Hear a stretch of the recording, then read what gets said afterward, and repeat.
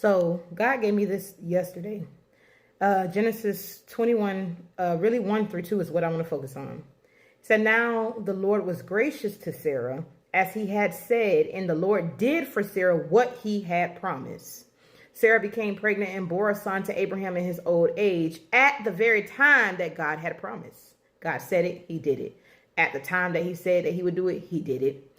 Verse 6 says, Sarah said, God has brought me laughter. If you go back, so when God said that he was going to give Sarah and Abraham a baby, Sarah laughed, and she laughed out of doubt. But now here Sarah is saying, God has brought me laughter, and everyone who hears about this will laugh with me. So she laughed at first in the beginning out of doubt, but now she's laughing out of God can do anything. Nothing's impossible for him. Now she has joy and she has faith, because now she's a witness of what God can do.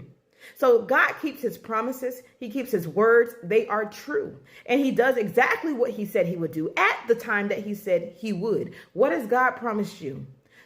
Has it came to pass? Or are you still waiting? And if you're still waiting on it, how are you waiting? Are you waiting in faith?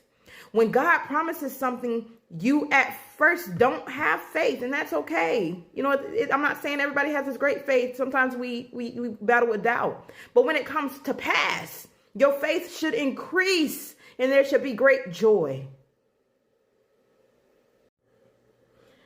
So since we're talking about doubt, we know the word tells us that faith pleases God. In every situation and in all things, we always have to operate out of faith. Faith is the biggest key to the kingdom of God. Remember, in order to even receive salvation, you had to believe in your heart. That's faith. I had to believe in my heart that Jesus came in the flesh and he died and he rose. So if faith started my salvation,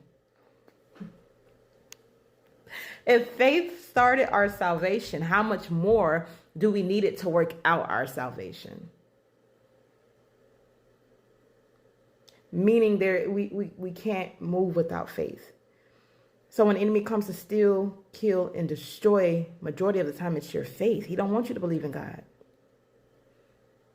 He don't want you to think highly of God. He don't want you to trust God. He don't want you to believe that God can set you free in your mind. He don't want you to believe that God can break chains off of you. You know, he don't want you to believe that you can be healed from trauma. He don't want you to believe that you can go farther than where you are now. He don't want you to believe that there's blessings ahead of you, that the path has been made straight and smooth. He don't want you to believe the words of God. He don't want you to believe in the promises of God. But even Satan himself knows that they are true and alive. So what are you today? What are you right now today lacking faith in or concerning that God has clearly already made a promise about, right?